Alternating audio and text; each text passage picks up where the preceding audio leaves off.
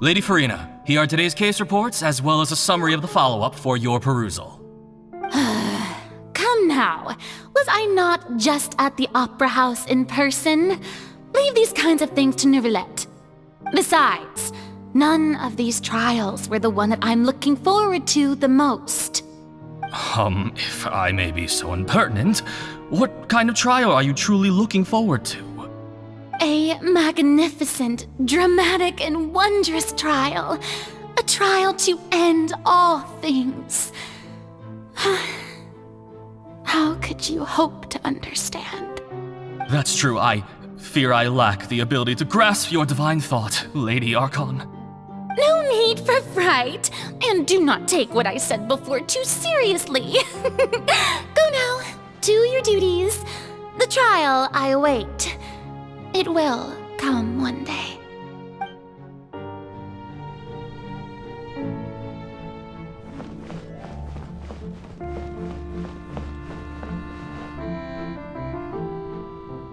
Lady Furina, I don't know what to say.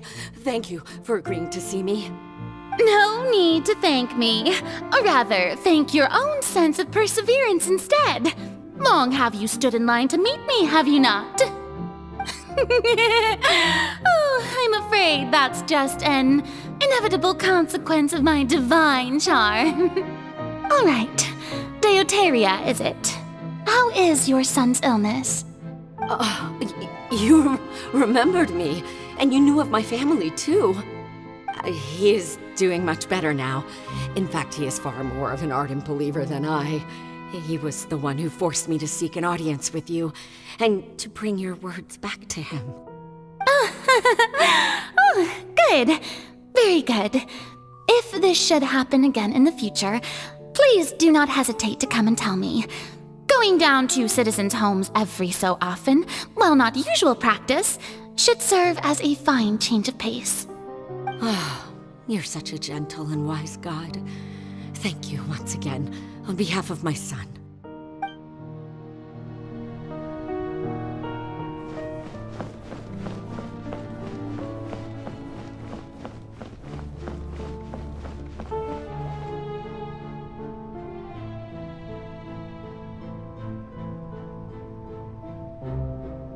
Lady Furina, here are the latest hydrological reports. As for the specific parameters you asked to take note of, I'm afraid things still don't look good. I see.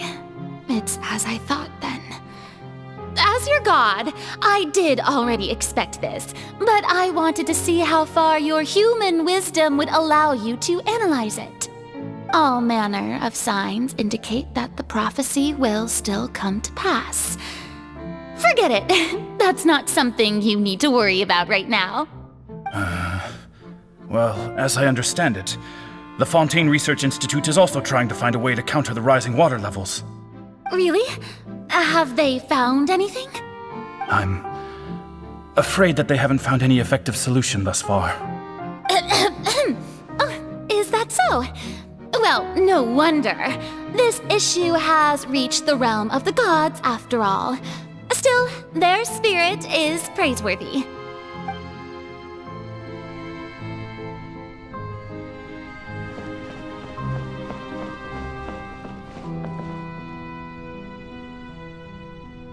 The day is finally over. I haven't had a moment to breathe this whole time. But it's good to see that everything's getting on track. There are no longer any voices of suspicion. Maybe this is fine. I just need to keep going, and everyone will be saved. All right, Furina, don't think too hard about this. You need rest. Tomorrow's a new day.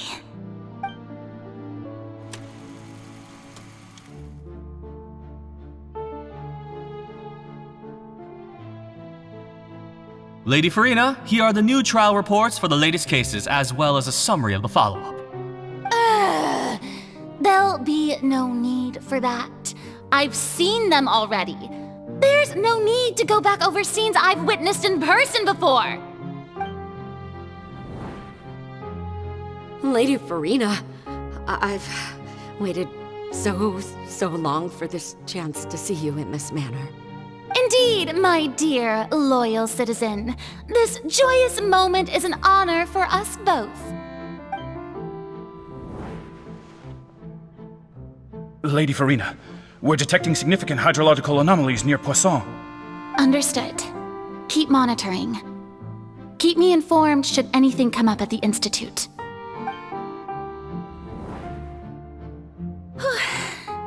I don't think I let anything slip today. I must show the people that there is nothing to worry about. I just don't know when these days will end. I feel utterly exhausted. Best to rest early today, too.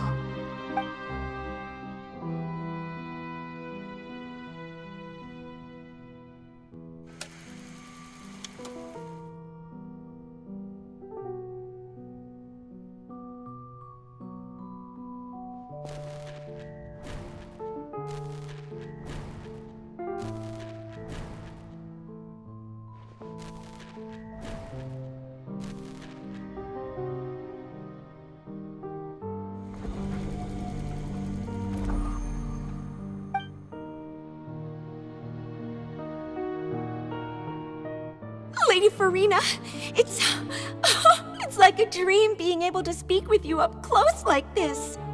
I've heard that the first member of our family who was honored to receive an audience with you was Madame Dioteria, almost 20 generations ago. And what a fine family yours is indeed. It brings me great joy to meet such a faithful believer, a descendant of a line most ardent. Surely you exaggerate, Lady Furina. My lady? What is it, good citizen?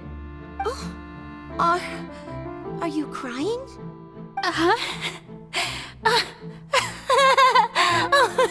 Really now?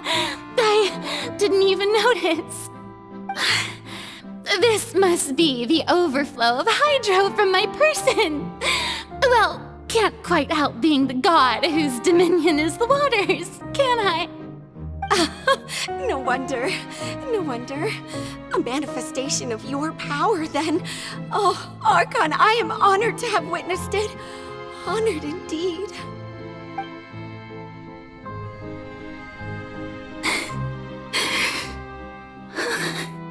So interminable.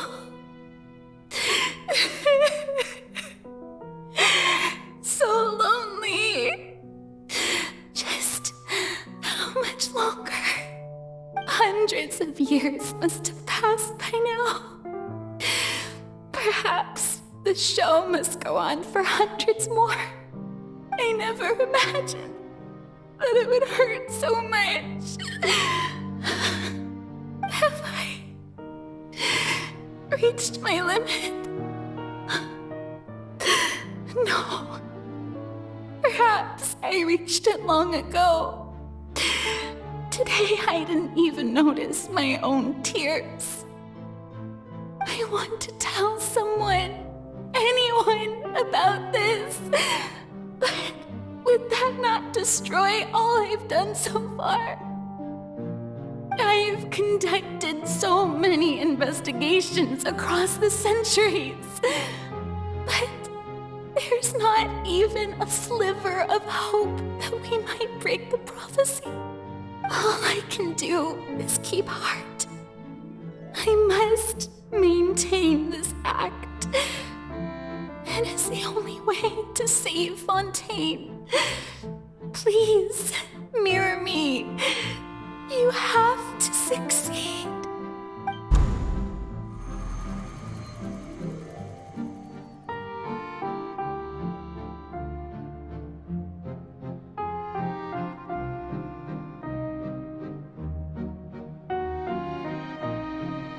Furina, you don't have to shoulder this burden alone. Although I don't know what you might be keeping from everyone, your people are more than willing to share your burden with you.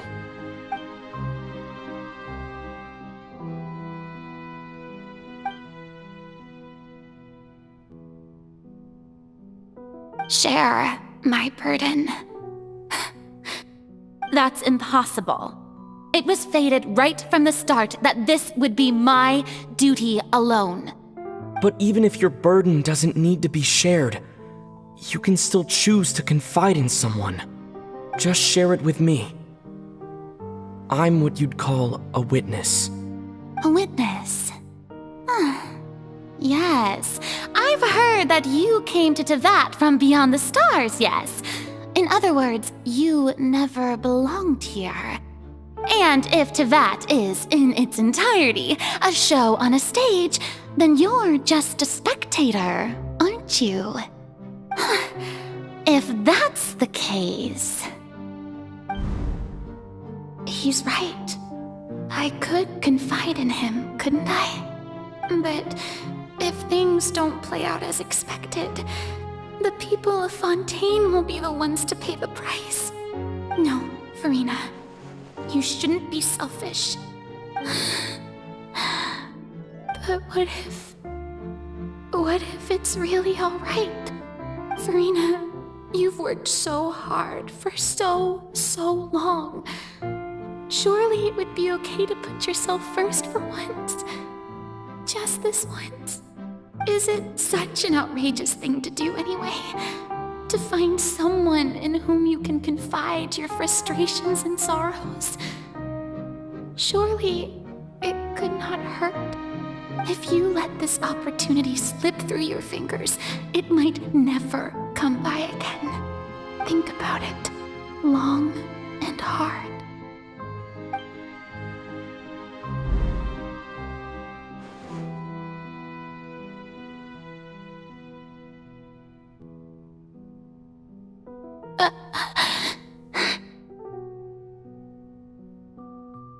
No, I have nothing to say. I am Furina, the Archon of Fontaine. Everything will surely get better. All you need to do, dear spectator, is to witness my performance until the curtains fall.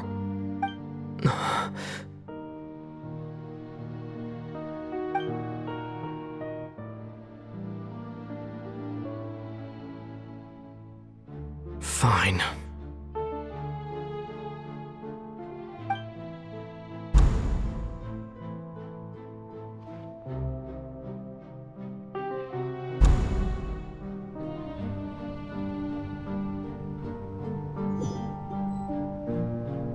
So even Furina doesn't know the truth? You've never once let her in on the full plan? Yes, it had to be done. To deceive the heavenly principles, you must first deceive yourself. She did very well. If she had let her resolve falter even once in these 5 centuries, Fontaine would have been doomed to the most tragic fate. It seems that trusting humanity was the right decision after all. I believe that I understand how your deception works, but that is only half the truth, is it not? How would you build on this foundation to save the people of Fontaine? That is the most important thing. Ah, good. Of course, the Iudex of Fontaine has pinpointed the crux of the issue. I'm sure you've long sensed that the Oratrice is no simple machine, yes? I've always suspected that it had its own consciousness, and Lenny did mention that he heard a human voice within the core chamber. It now seems that that person was you, hidden within the machine all along. Am I right? And then I became one with the Oratrice, taking Fontaine's gnosis with me. Yes, it would seem so, wouldn't it? Alas, your understanding of this device still lacks sufficient depth. In truth, it is no enactor of justice. It is, in fact, a device created to kill the god of justice. I beg your pardon? Oh, you have it. And to be more precise, not only will the Oratrice take down the god of justice, it will also take down the divine throne upon which she has been placed. I mean, Did you think I would be the sort to enjoy peaceful repose while Furina suffered? My work over these last 500 years has been to constantly accumulate indemnitium within the oratories. But really, some have already discovered that only a small fraction of the energy generated by the device was ever used to provide power to Fontaine. The vast majority had to be, accumulated to enact this death sentence. It was all a part of your plan then? Both the trial and the sentence? Indeed. This power, accrued over 5 centuries, could have sustained Fontainians for millennia had it only been used for that purpose. Almost all of it has now been stored within the oratories. But only power of this magnitude could hope to destroy the Hydro Archon's divine throne, shaking the rules established by Celestia and breaking through the institution that is the Seven. So the Oratrice's call for death was for neither Furina nor Focalor, but for the Hydro Archon. The destruction of that divine throne. If I do not misunderstand your intent, you must be... returning what's rightfully yours to you, of course. In other words, this was all done to return the authority of the Hydro Archon to the Hydro Dragon of this planet. But...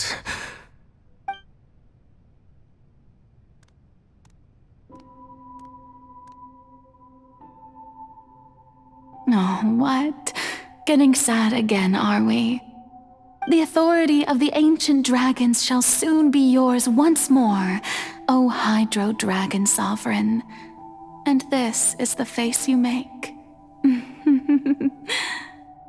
all you've done throughout the years is just so you can sacrifice yourself at the very end. I've never quite seen it that way, you know. Even now, I'm quite pleased at how well my deception worked.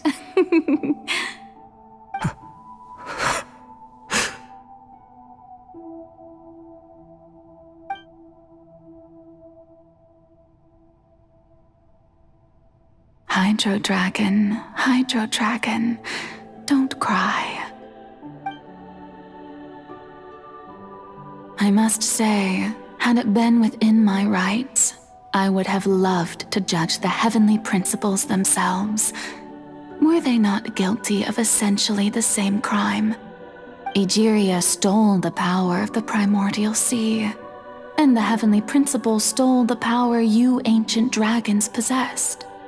I, for my part, am the god of justice. And is it not just that your original powers should be returned to you? Speaking of justice, I have always believed that justice lies in the process of pursuing human existence itself.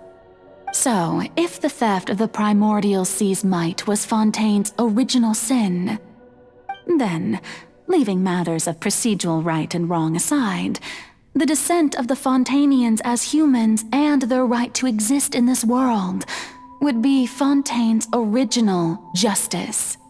In other words, existence was Egeria's justice, and to me, justice is the continuation of that existence.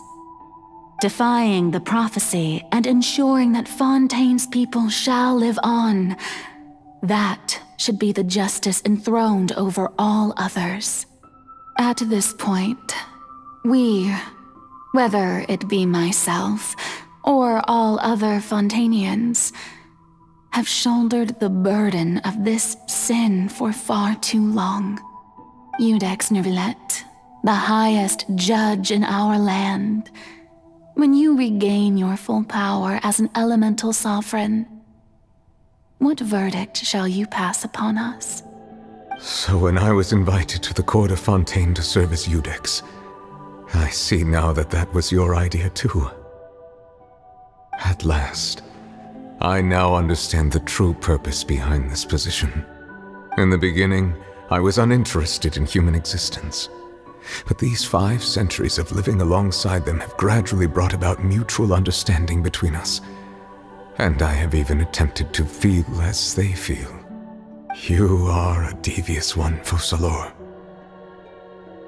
Things being as they are, surely you know that I could never declare them to be guilty.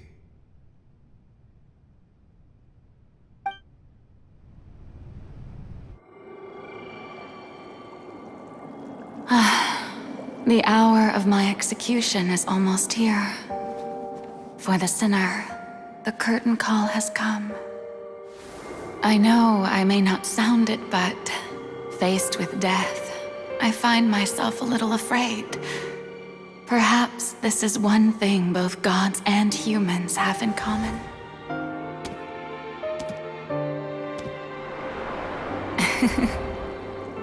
Farewell, Nervalette. I hope you've enjoyed the part you played these 500 years.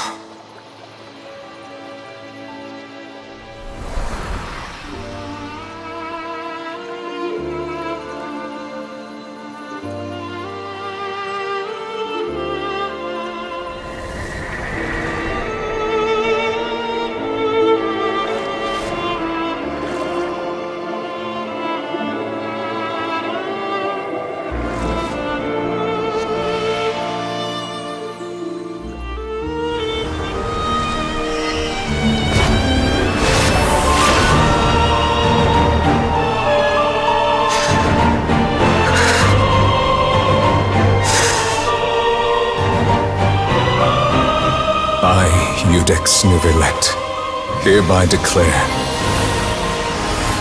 people of Fontaine, your sins are forgiven.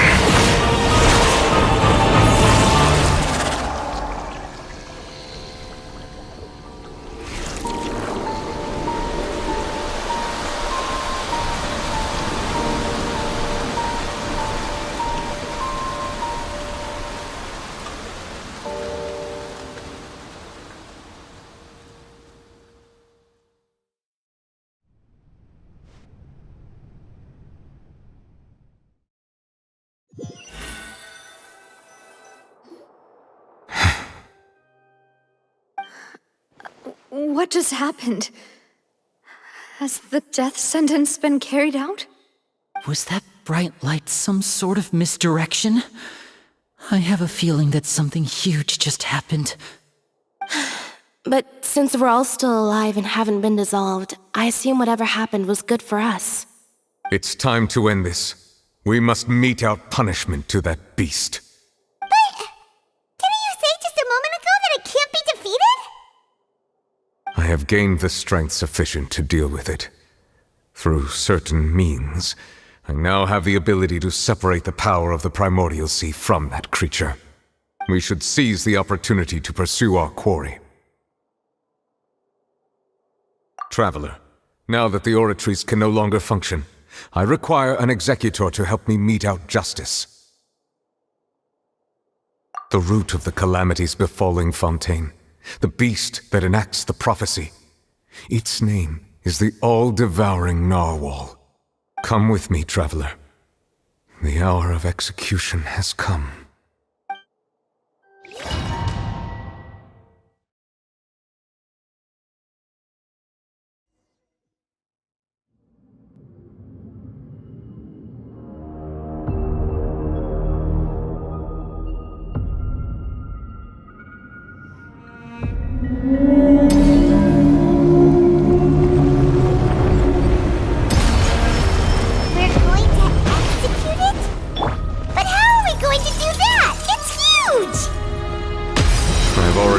best to separate the power of the primordial sea from the whale.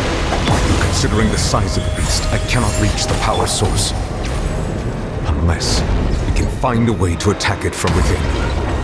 I shall share a part of the ancient dragon's power with you. We shall look for an opening together.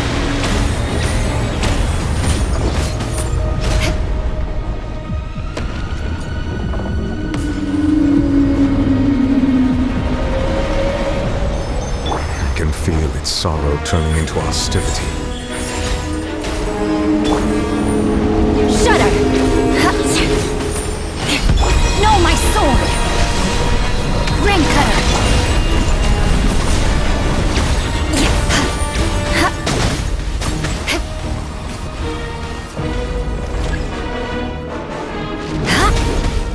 The all-devouring narwhal cannot resist its instinct to devour. Continue to trigger its hostility, and a chance will present itself.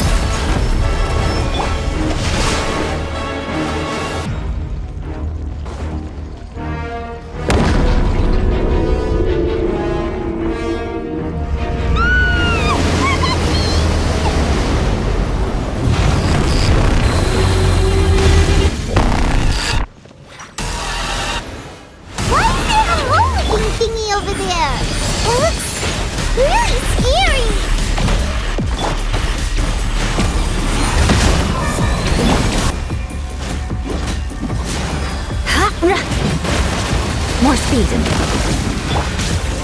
Time to rain outlines your fate. Witness the power.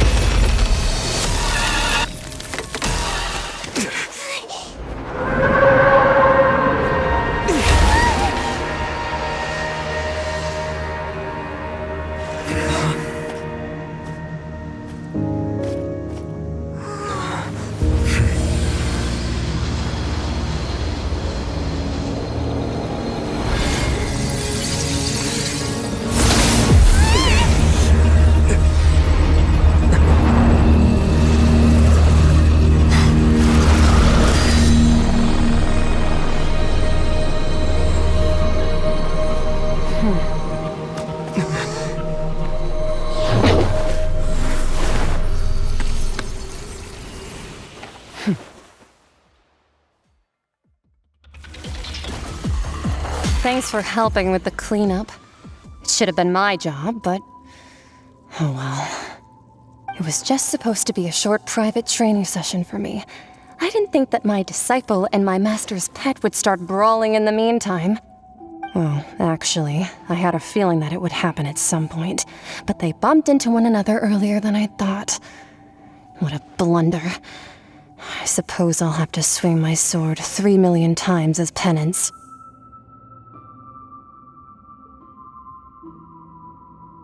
That power. Who are you exactly? Paimon has an idea. From what she said earlier, she must be Child's master. Skirk, right? It's just that he gave us the impression that she was the less talkative person. I simply did not have anything to say to the weak.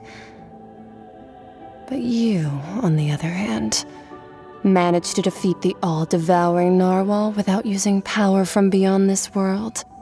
So you may speak to me as equals.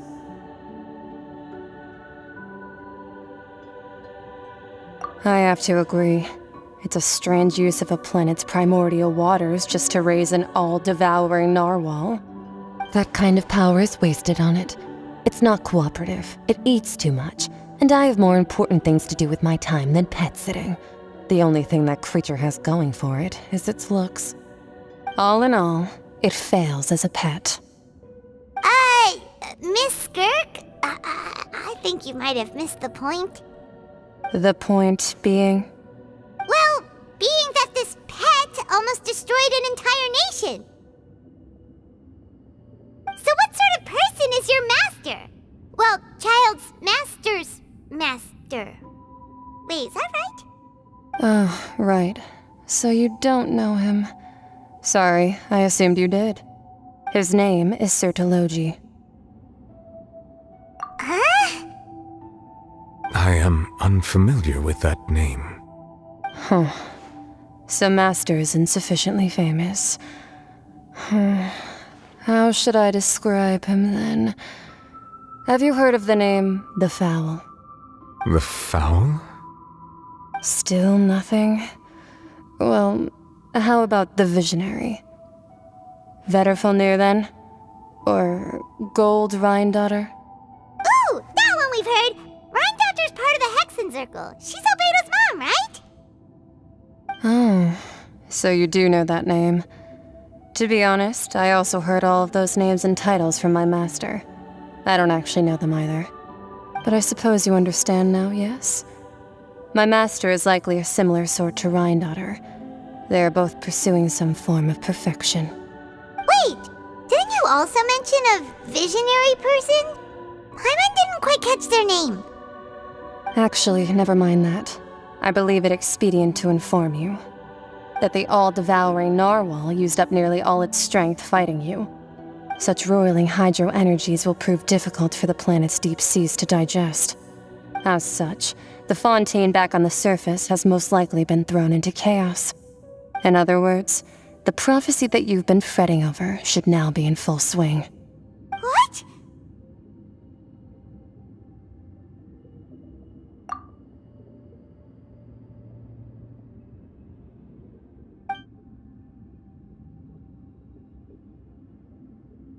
Not to worry. Focalor has already managed to deceive the heavenly principles.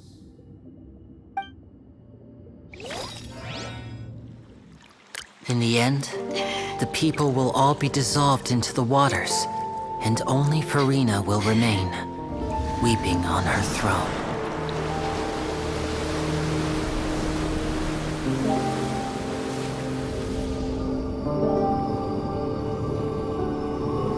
Only then will the sins of the people of Fontaine be washed away.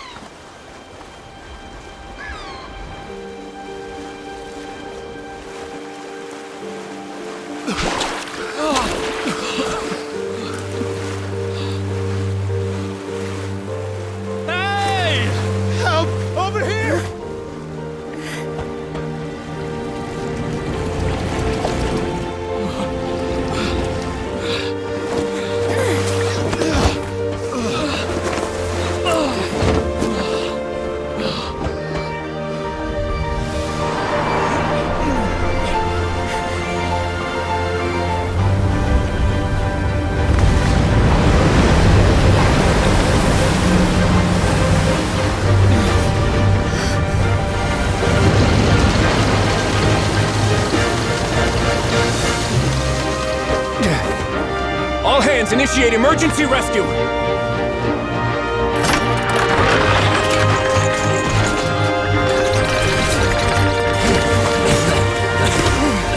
Hurry!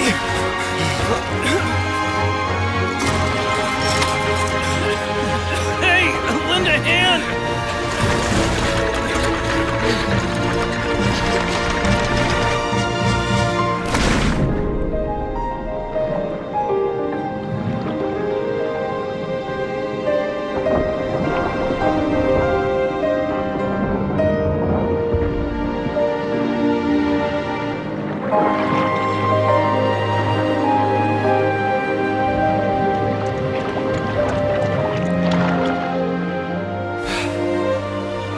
Look! The water's receding! It's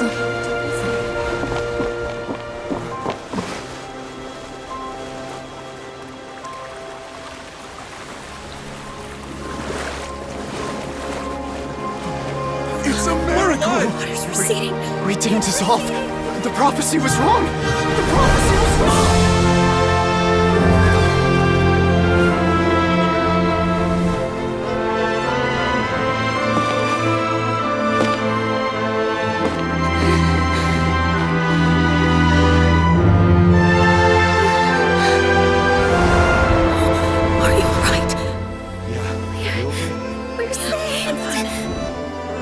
The prophecy was wrong.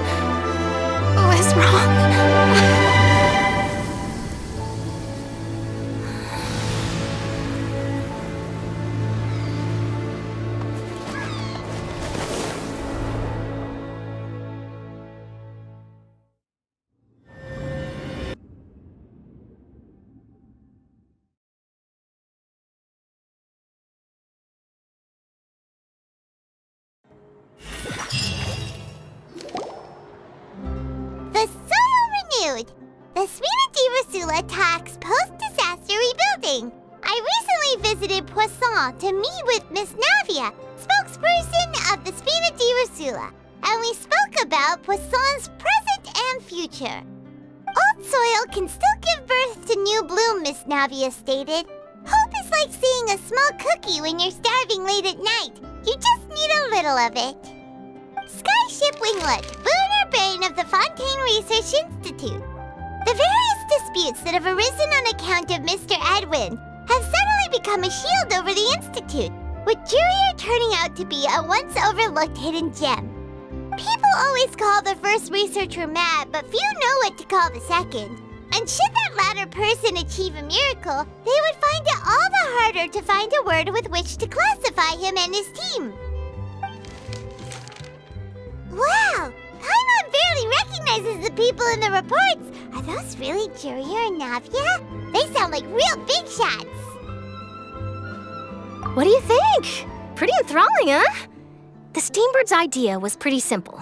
With the disaster just having passed, we would print a free edition packed to the margins with good news to calm people down. The value for these big scoops lies in their inevitable follow-ups. We'll publish further reports and go into the stories behind those people. Edwin's assistant, Jurier, created a true flying ship, while Navia is leading people in the reconstruction of their home. I'm sure that these stories could draw even your well-traveled eye. Paimon's curious too! Wait a minute. Didn't we watch everything happen from start to finish? What's there to be curious about? And that's exactly why I'd like you to come conduct interviews with me. You're the best incubators of news, if you haven't noticed. And also, with you around, I'm sure I'll get to see that Duke. Are you sure? Hasn't he turned you down several times already? Oh, this time will be different. Come on, let's head to Poisson first, and then make a trip to the fortress. There are some things you'll only know when you get there.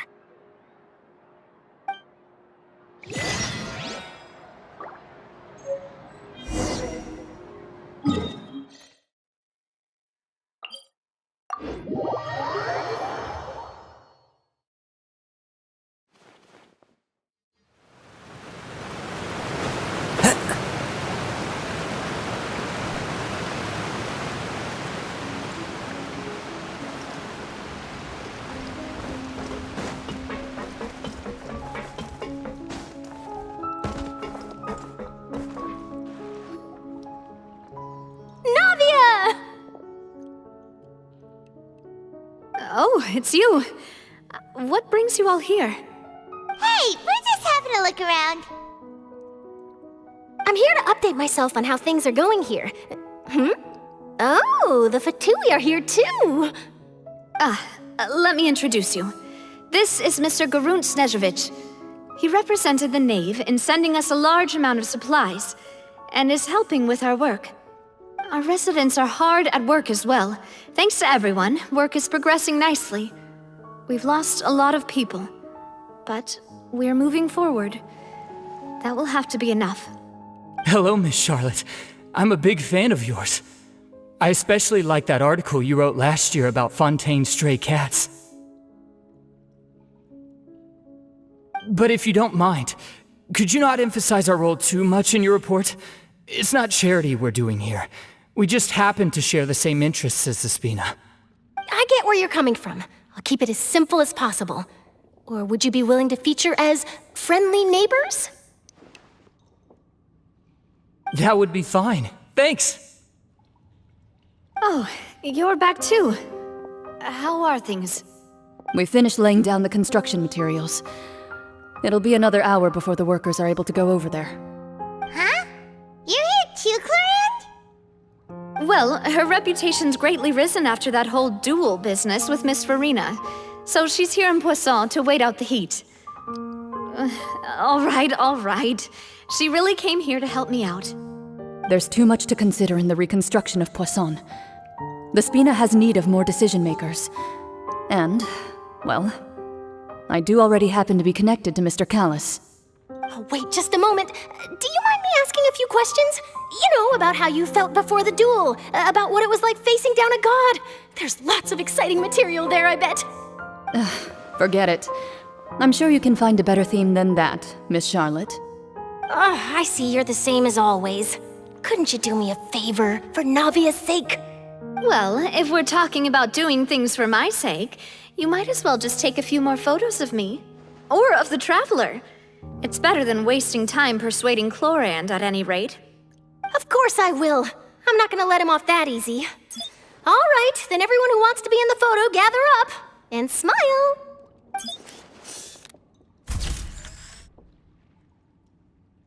How did it go? Was it a good shot? Did Paimon look cute in it? Not bad. Your addition really helped the composition of the picture. All right, hang on a moment. Let me snap a few more shots.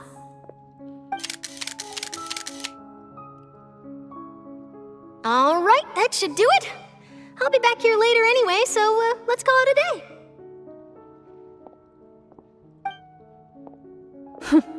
You're very quick. Speed is of the essence when it comes to the news, and freshness is the key. Also, not to brag, but I'm pretty good at building connections. Who knows? I might eventually get that interview with you after all, Miss Chlorand. Wow, you really do have that never say die spirit. I'm impressed. I'll hazard a guess that this is how you got that interview at the Fortress of Meripede.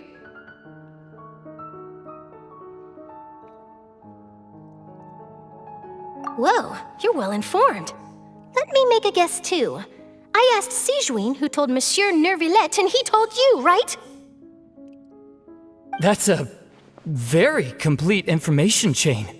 In truth, all Monsieur Nervillet asked me was, when did the fortress become so friendly towards the media? I told him that it was best not to speak too soon. There's no guarantee that Ridsley will make a personal appearance. You're right. I've got to treasure every moment I have with them. In which case, I'll be making a move first. Stay safe now. And tell me if you hear anything interesting. I'll treat you to afternoon tea in exchange.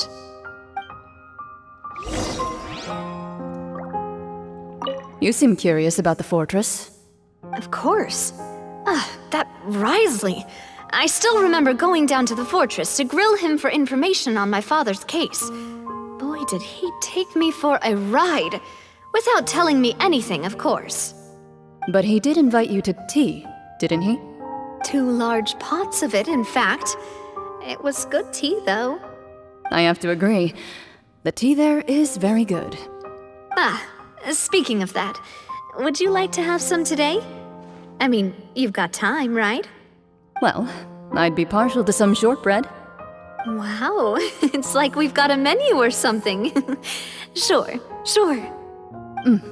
Good. What flavor of biscuits would you like, Mr. Snezhovich? Me? I'm fine with anything. But I would prefer chocolate, should you have it. All right. Leave it to me. I'll go over the newly arrived supplies with you later, Mr. Snezhovich. We should be able to finish the preparatory work today. That works great for me. Is it just me, or did you get a new lipstick? I did. It was a gift from Sijuin. Want to give it a try? I think the color would suit you, too.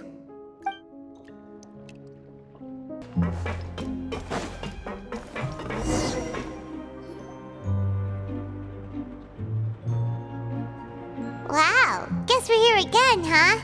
There's a real nostalgic feeling to this place. Looks like you've been missing us. Duke! Did you come all the way to the entrance to greet us? Of course. I'm here to welcome you and our dear Miss Charlotte, whom our good head nurse recommended to me. It's an honor to finally meet the much-rumored Duke.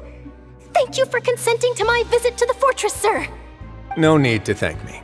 But that said, I shouldn't be the focus of your interview. I trust you recall our agreement? Of course. All right then, this way.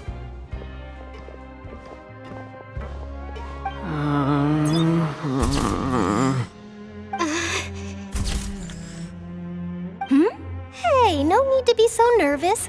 I've already taken all the photos we need.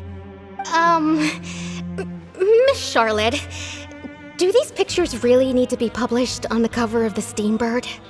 It would seem that Miss Lorvine doesn't want her face to appear beside that of Mr. Jurier, Sir, please don't say things like that. But it looks like dear Mr. Jurier denies it. Might this interview be very important to you then? No, I just... This is my first time being interviewed, and I'm very thankful to the Steambird for... Now, I might not look it, but I actually did meet Mr. Edwin once. And I'll be honest, I enjoyed chatting with you more. You've definitely got more of that genius vibe going on. The boat that brought about a miracle, the ark that saved the people. Why, you recreated a myth back there, like an emissary of legend. Still, if I might ask, where's that flying ship now? Huh! Looks like Charlotte's trying to get herself another exclusive scoop. I have to apologize, but that ship is presently in the bowels of our factory. I'm afraid it won't be easy for you to get a shot of it. Really? Well, then in that case, could I have an interview with you to make up for that loss?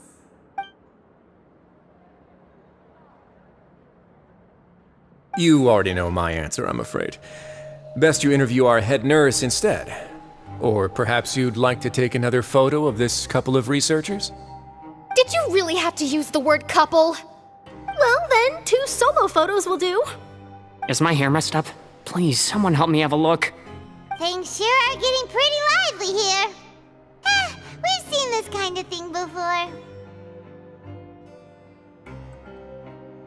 Oh, seems like everyone's here. Would any of you like to try this new drink I came up with? Ah, Siegeween. Hey, Miss Charlotte. Why don't you, take some pretty photos of our head nurse? Sure. Come on, Miss Siegeween, over this way. Let's find a brighter spot. Huh? Sure. Do I have to smile? So, how have things been at the fortress?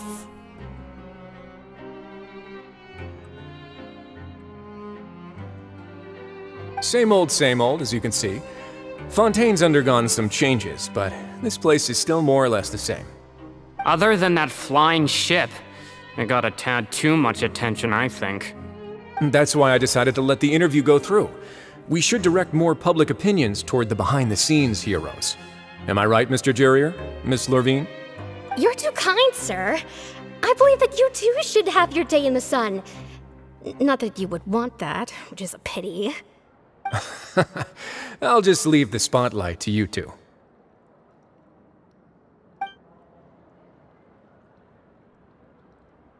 I see. Lots of things happened that day, huh? Anyway, regarding that Harbinger, I'm not sure you remember, but his 3 young followers are still waiting for his return. He sure did win them over, huh? I'll tell them that there's good news and bad news. The good being that their boss seems fine, and the bad being that they must face extended sentences for abetting his escape. Oh, actually, what about you? Are things gonna change for you too? What change can there be? The fortress will keep chugging along, and so will my duties. As to what Miss Furina's departure will mean for the nation, and if our laws and governance will be transformed, we'll leave those to the folks in the overworld. Hey everyone, the photo shoot's done. Good. In that case, let's call it a day here. Thanks for your cooperation. Come on, Traveler, let's go. Till next time, everyone. There'll be a next time? Maybe. Who knows? I might write a story about the underwater factory next time. Until then.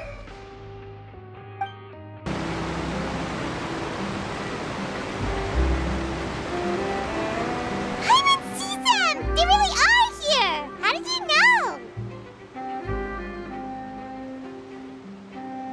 Navia mentioned that she stayed in touch with Linny and the others after working together. Apparently, they've been at the docks distributing these strange pockets the whole time since. Traveler, Paimon. And Miss Charlotte, too. Would you like a magic pocket? What sort of gadget is it? It's a wondrous bag that can be used to carry many things. The water level has returned to normal, but if you see any of your things floating around, you can use this to carry them. Or you could trick a friend into doing it for you. Trick a friend? I wonder which of my friends would fall for that.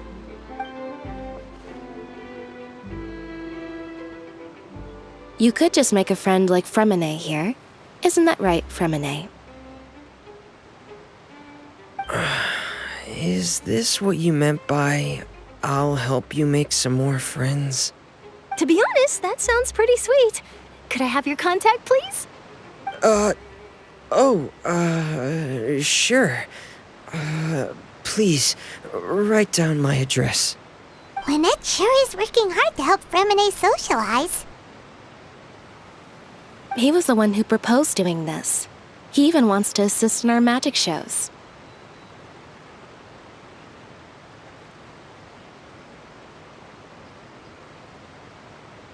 Yes, I was planning to first introduce Pear as an assistant, and later Fremine himself.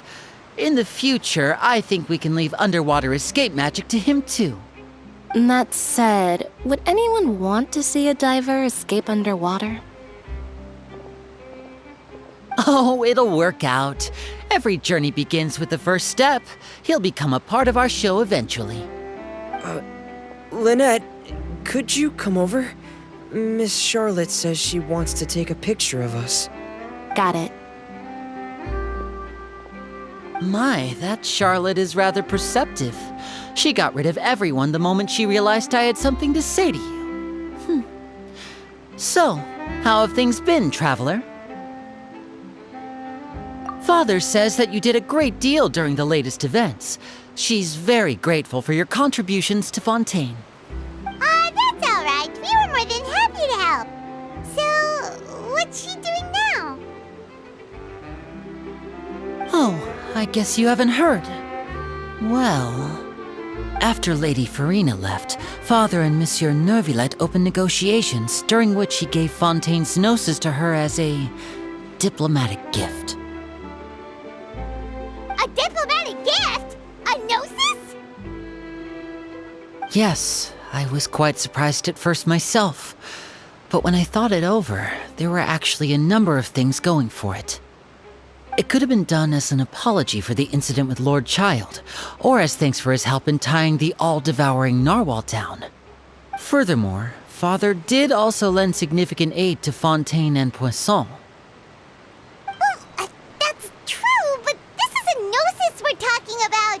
Doesn't this seem a bit irresponsible?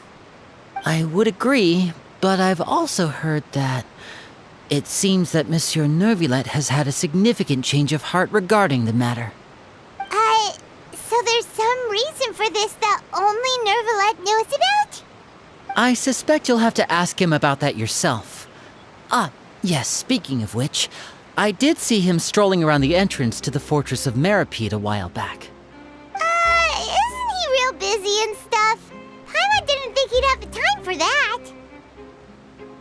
But back to the topic. The gnosis was given to the knave, right? What about Child? They say that he's returned to Snezhnaya to recover from his wounds. I hear that the recent disaster really did a number on his health.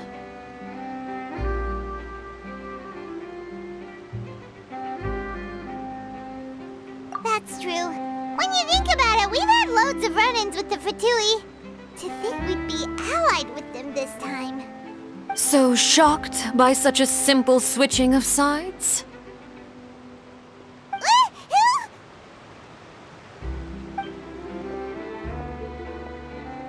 Father! Well, what do you know? Come to the docks to see how my children are doing and meet the Traveler by chance. Please do not pay my accomplishments in Fontaine too much mind. I would have done them regardless. Are you going to take the gnosis back to Snezhnaya? That is our duty as harbingers, yes. Don't be too preoccupied with sides. The goal of the Fatui concerns not a single place or person, but the entire world. With such a grand goal in mind, it is inevitable that we must wear many masks. Switching my masks is something I've always done. Well, that depends on many things. No one truly knows what the future holds. What good is honesty if you can't rely on it forever? As for you, I very much look forward to our next collaboration.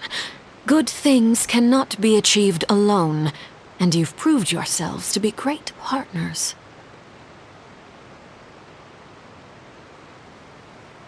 A vision? All right. I'll remember to return it. Thank you for keeping it safe for him this entire time. And that's a wrap for me. Huh? You're... Greetings, Miss Journalist. Hello. If I'm not mistaken, there are diplomatic channels I'll need to report to take a photo of you. That is correct. So forgive me, but I will not be able to serve as a subject in your article. However, feel free to write as much as you'd like about our dear magicians and our upcoming rookie talent. I will. The sea breeze is quite pleasant. I shall continue my walk while the weather remains so agreeable. Farewell. Farewell, Father. Oh, she has such an intimidating presence. I didn't even dare to take a picture. Thankfully, I've already wrapped up all my pre-scheduled interviews. Thank you all. This'll be more than enough for me to write about, I'm sure. Don't be too nervous. Why don't you take a magic pocket before you go? Here, Traveler, Paimon, you take one too. To move things about? That's right. Funny. I was giving out magic pockets when we first met too. And what do you know? I'm doing the exact same thing right now. So many things have happened, but the pockets are still the pockets. I guess this must be life. We will all follow our own paths, and serendipity will lead you to your fated friends. All right then. We'll be handing out pockets in some other districts later, so we'll get going now. Have a good day, you two.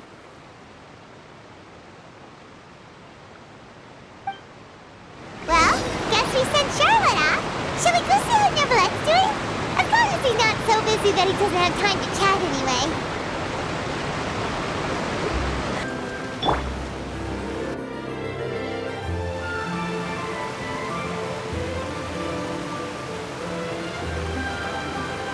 So, you really are here, Neverlette. Paimon didn't think you were going to have free time this hour of the day. Really? Oh, I suppose you must have met Mr. Linney. He took the time to greet me earlier when he passed this way. In any case, you came at a good time. I was just considering reaching out to you to set up a meeting, so I may explain some things that I haven't had the time to before. Aw, Paimon's glad that you remembered. Thank you for keeping us on your mind, what with you being busy and all. Alright, let's have it then. How was Fontaine actually saved? The whole business is still quite the mystery to us. It is strange how words can often leave a bitter taste in the mouth when it finally comes time to say them out loud.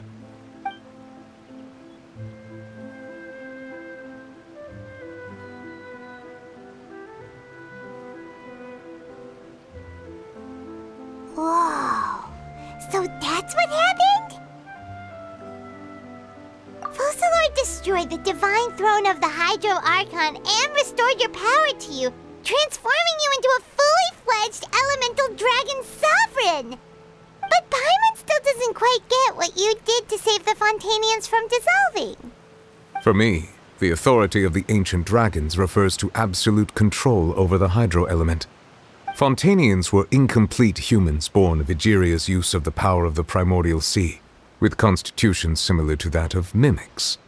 But so long as those primordial energies remain within them, I could use the ancient dragon's authority to grant them true blood, after the fashion in which life was first brought into being on this planet.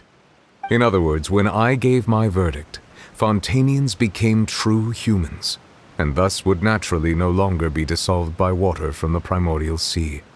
Focalor must have counted on you to make that decision as well.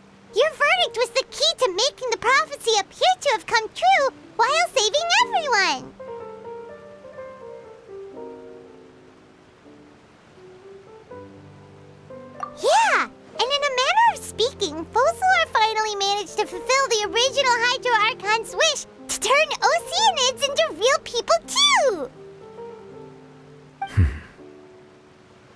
It seems from your expressions that you still have more things you wish to ask. Ask away. I will tell you the truth as I know it. I have investigated his case along many avenues, and I have learned that he once fell into an unknown chasm when he was young. There, by chance, he awakened the all-devouring narwhal. But whether it be by sentiment or reason, that should not have been enough to consider him the root cause of the disaster. At most, he would have had tangential liability. As for the judgment passed by the oratrice during the trial, whether it was due to that liability by association or Focalor deliberately using him to buy time for us on the assumption that he would be able to hold the creature off, I cannot say. Guess Focalor had Fontainians in mind the whole time. In the end, it was thanks to her that they finally became real humans. Hang on a second. Paimon suddenly got another question. Back when Fontainians hadn't yet become real humans, were the children they had also transformed Oceanids? Life has always flowed like water. Do you recall how Fontainians would often come to the Fountain of Lucine to pray for children? Yeah, Lynette said the fountain is where all the waters in Fontaine converge. In truth, even those couples did not know that such prayers were no mere custom, but instead a form of ritual. Those Oceanids who were blessed within the spring water would later descend as new humans in the coming months. Paimon sorta gets it now. Either way, seems like this ritual won't be of any further use, but it'll probably live on as a local custom. Ask away. I will tell you the truth as I know it. Yeah, about that. Risley said Furina has already left. What's that all about? Ah, Lady Furina. The people are only aware that her death sentence has not been carried out. She abdicated the post of Hydro Archon and left affairs related to that title to me, before leaving the Opera House. I related Focalor's words to her faithfully and completely. After hearing them, she seemed neither saddened nor comforted. She simply said that she was tired and needed to rest. Having said that, she then packed her things and moved out of the Opera House, not unlike how an ordinary person might. But she's still got a place to stay, right? You need not worry. I will make arrangements to ensure that she will not want for food, clothing, board, or travel. In truth, I am somewhat happy for her. The wear and tear on her spirit will, of course, take time to heal. But now that she no longer has to play the role of Focalor the Hydro Archon, she can finally lay down her burdens and lead a normal life. What about you then? What are your plans now that you've regained your full powers as the Hydro Dragon? After Focalor passed on, the Oratrice also ceased to function. This matter will directly affect our trials. After much careful consideration, I've decided to take over its role in our courts. From now on, I shall hear cases and pass verdicts by myself. Looks like you're still considering stuff from the perspective of the Udex, huh? As an elemental dragon, there are indeed many things that I must do. But this power and this duty, in a manner of speaking, you could say that both were granted to me. As such, before I attend to my other responsibilities, I must first and foremost continue to serve Fontaine as its highest judge. The duty of the Hydro Sovereign and the duty of the Udex shall coexist within my person. Additionally, the Hydro Archon's departure has brought about another problem, which is that the Opera House shall no longer produce indemnitium. That's true. That power was derived from the people's faith in the Hydro Archon, wasn't it? Wait, but the various mechs and machines in the city are all still okay. Where are they getting their energy from? As I am now, I have full command over New Musia, and it can serve as a complete substitute. Another reason why I cannot quite leave Fontaine immediately. Wow. This ancient dragon's authority stuff is really quite useful, huh? Ask away. I will tell you the truth as I know it. Oh, that's right! They say you've given it to the knave as a diplomatic gift or something! Leaving aside their intentionality, the two Fatui Harbingers have indeed done much for us during this crisis. Their sole remaining goal in Fontaine, at least at this point, would seem to be the Gnosis. The Oratrice has ceased to function. The Hydro Archon's divine throne is now no more, and I do not need the Gnosis's power. As such, it has lost all meaning for Fontaine. If the Fatui have impure designs, then we might as well accede to their request now. and avoid unnecessary conflict. What complicated considerations? Paimon thought you were just giving it to them out of gratitude to the knave and as an apology to Child. Ask away. I will tell you the truth as I know it. You will soon be heading to Natlan, I presume? I'm afraid that I have little talent as a travel guide, so all I can do is tell you what I know about that land. As far as I'm aware, Natlan can be said to be a nation of dragons. A nation of dragons? You mean like you? No, I suspect that I would not find myself welcome there. Unlike ancient dragons such as myself, the dragons of Natlan have undergone long years of development and evolution. Large numbers of them have entered a form of coexistence with humanity. Natlan is also the nation of war. War ravages those lands like an undying flame. There is one other piece of information I got incidentally from my negotiations with the knave that I believe may be useful to you. The harbinger known as the Captain has thrown his hat into the endless ring of war. The Captain. Sounds like a real tough customer. Seriously, everywhere you look, there's a Fatui harbinger doing their thing. I suggest that you fully prepare yourself before going to Natlan. In the meantime, Fontaine's doors will always be open to you. Ask away.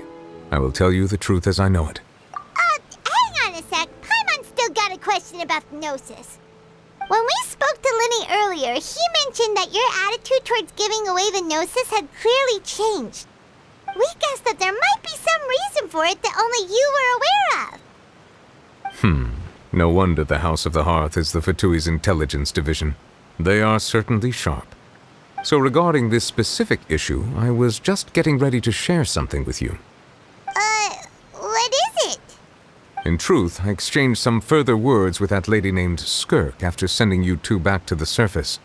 It went something like this.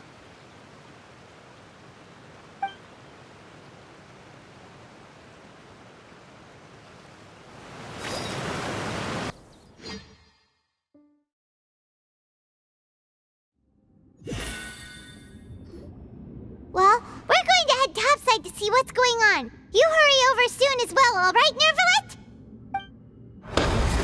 Whoa! What next? The all-devouring narwhal isn't here, so I'm no longer getting any interference. I can finally catch the scent of your power, what it's made of. It is the authority of the planet's primordial dragons, but with something very similar to a god's curse mixed in. It's quite a novel blend. I'm sure I've encountered something like this before. What was it again? I do not know what you speak of. Of course. How could I forget? You should have the remains of the third descender on your person, yes? Remains? I've never heard of any such thing. According to your parlance, I believe it may be called a gnosis. Well, that much is true. After Focalor's divinity faded, she handed her gnosis to me. But I fear I have never heard of it described in the manner that you just did. I've been training with my master, the Fowl, ever since I was young, and I have never returned to the surface since. So most of the information I possess, I got from him. It is only natural for those who are greater than humanity to possess a different sort of common sense, which is why there are so many problems in our attempts to communicate with humans. Regardless, you should probably get rid of objects of misfortune to prevent any disasters from befalling you. To live in itself is a blessing. But once a person dies, the bonds he once had with this world shall all turn to curses. What do you mean by that? No need to fret. These are just my personal thoughts, and my reason for no longer wishing to return to the surface. This third descender you refer to, who are they?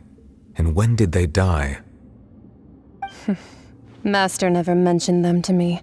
Perhaps it just wasn't that important for me to know. If you're interested, though, I could ask him. I'll be sure to pass the answer on to you next time. Next time? You believe we will meet again? I do. Wait, I have a disciple of my own, don't I? He can be the messenger then.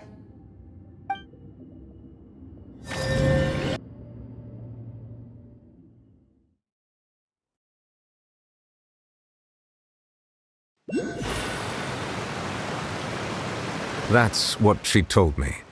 Whether it would prove useful or not, I wanted to pass that information on to you. The remains of the third descender? So that's what the Gnosis actually are. Paimon just thought they looked like chess pieces. How could they be a person's remains? All the same, assuming that there was no misunderstanding or special metaphor at play, that is what she meant to say. And she said that it would bring misfortune and that you should check it, which is why you gave it to the Fatui. If she speaks the truth, then I would simply be putting Fontaine at unnecessary risk by keeping it here.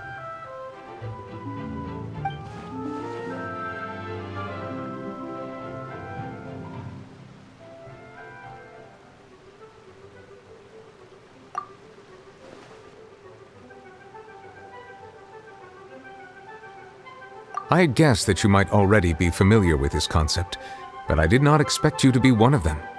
That means that the Gnosis, which are exceedingly element-compatible and can even enhance elemental abilities, do indeed come from the third descender. I wonder, does your body also possess similar properties? Like being able to use elemental powers without a vision. That does sort of count as special compatibility, right? No, let's not think about this stuff right now.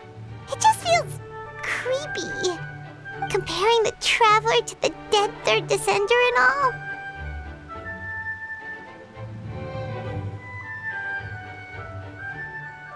That's what you say, but this topic still feels like bad luck. Once Child recovers, let's get some more answers out of him. Or go look for his master and get the answers that way. I too believe it unwise to make too many blind guesses when information is lacking. The same is true of being at court. All right. Whatever the case, it seems like the crisis here in Fontaine's over for now. Yes. All of Focalor's efforts were for this moment as well. But she sacrificed herself in the end as a god, and she suffered through all those years as a human. Was that really what she wanted? I suppose that would be the mystery of a god's will. I suspect not. But once in a while I too would guess that if wishes were like the clouds in the sky, they will one day return to the earth as raindrops. Life flows like water, and rain is the final answer. The water levels may sometimes tilt one way or another, but the rain falls fairly upon all. And what ultimately is the difference between the rains that fall upon all of us?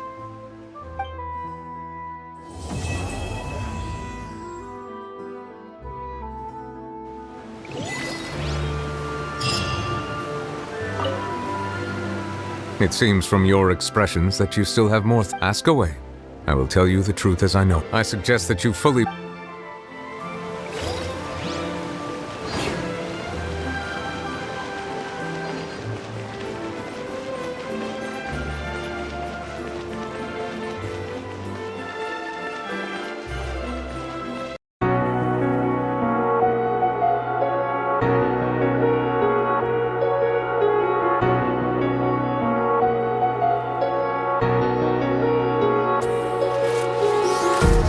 Empty hearts and neon lights.